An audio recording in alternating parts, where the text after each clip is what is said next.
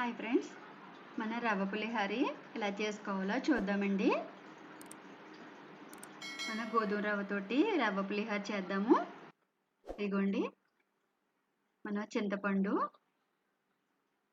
ఒక 50 గ్రాముల చింతపండు అండి, 6 పచ్చిమిరకాయలు కూడా మధ్యలోకి కట్ చేసి నాట్లు పెట్టుకొని ఈ చింతపండు పులుసు బాగా పులుసు తీసుకొని చిక్కగా మనం పిప్పి లేకుండా తీసుకుని ఉడకబెట్టుకున్నాం. ఇదిగోండి, ఇలా దగ్గరగా గుజ్జుగా అయింది.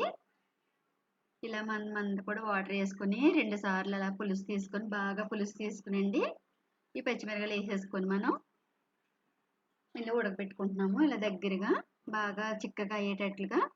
ఇప్పుడు 2 గ్లాసుల రవ్వ తీసుకుంటున్నాము. ఇదిగోండి, 2 గ్లాసులు రవ్వ. ఇది కొద్దిగా ఒక స్పూన్కి మనం ఆయిల్ తీసుకొని అందులో వేసుకొని బాగా వేపుదాము. రవ్వనంతా దోరగా వేపుకోవాలి.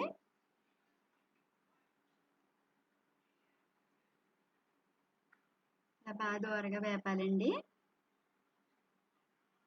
ఇలా వేగాక మన 2 గ్లాసులు కదా, 4 గ్లాసులు వాటర్ వేసేసుకోవాలి. 4 గ్లాసులు వాటర్ వేసుకుని కొంచెం తగ్గించుకున్నా పర్వాలేదండి. 4 గ్లాసులు వేసుకుంటే సరిపోతుంది. 2 గ్లాసులు రవ్వకి 4 గ్లాసులు వాటర్, అలాగే 2 స్పూన్లు మన పసుపు వేసుకుని ఒక్కసారి బాగా కలుపుకొని మళ్ళీ 1 స్పూను మనం సాల్ట్ వేద్దాము. ఆ 2 గ్లాసుల రవ్వకి 1 స్పూను సాల్ట్ సరిపోయిందండి.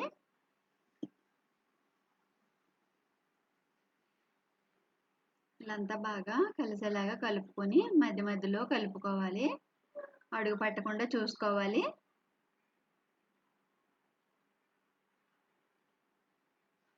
రవ్వ ఇలాగా ఉడుకుతుంది, దగ్గర పడుతుంది.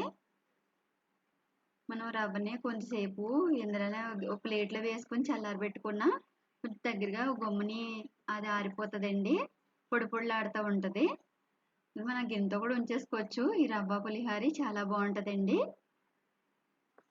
ఇది బాగా ఉడికేదాకా ఉడికించుకొని ఇలాగా మనం పక్కకు పెట్టేసుకుందాము. ముందుగానే పసుపు మనం ఉప్పు వేసేసుకున్నాం కదా, వేసుకునండి బాగా కలుపుకొని ఈ రవ్వ అంతా వాటర్ అంతా అయిపోయి దగ్గర పడేదాకా మనం కలుపుకుంటూ ఉండి పక్కన పెట్టుకోవాలి.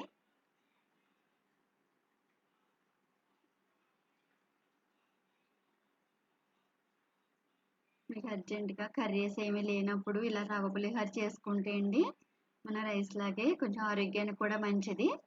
ఇలా చేసుకుంటే బాగుంటుందండి. ఇప్పుడు పల్లీలు, మన వేరుశనగ గుళ్ళు 150 గ్రాములండి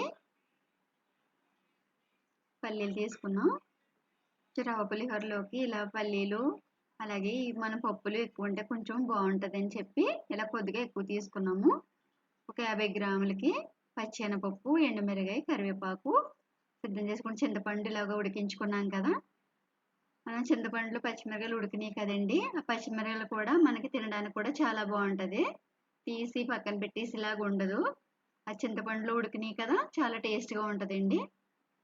ఇంకోటి ఇలాగ రవ్వ దగ్గర పడింది. ఒక్క 2 నిమిషాలు పక్కన పెడితే అండి ఇది పొడి పొడిలాడిపోతుంది.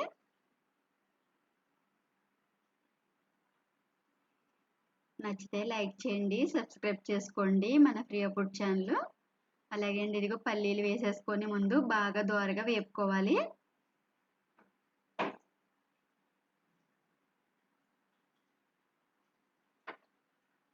బాగా వేగేదాకా కలుపుకుంటూ ఉండాలండి మధ్య మధ్యలో.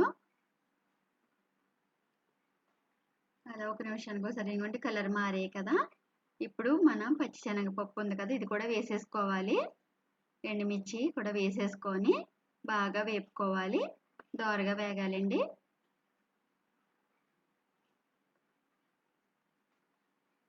ఇలా బాగా వేపుకోవాలి. ఇప్పుడు కరివేపాకు కూడా వేసుకొని ఇది బాగా వేపేసుకుందాం. ఇలాగా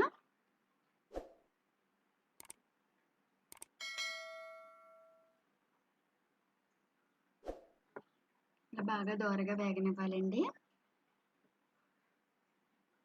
ఇప్పుడు ఈ రవ్వనంతా మనం ఉడికించుకొని పక్కన పెట్టుకున్నాం కదా, అదిగోండి ఇంత పొడి పొడిలా ఆడిపోయింది. 2 నిమిషాలు పక్కన పెట్టుకుంటే ఇలా పొడి పొడిగా వచ్చేస్తదనమాట. ఇప్పుడు ఈ రవ్వనంతా ఇందులో వేసేసుకొని మన చింతపండు కూడా ఉడికించుకున్నాం కదా, అది కూడా వేసేసుకునండి బాగా కలుపుకోవాలి. ఆ చిన్న క్లిప్ మిస్ అయింది, సారీ అండి. మనం తాలింపులు ఈ రవ్వని వేసేసినప్పుడు ఆ చింతపండు కూడా వేసేసుకుని వేపుకోవాలి. ఇదిగోండి రవ్వ పులిహోర తయారైంది. నచ్చితే లైక్ చేయండి.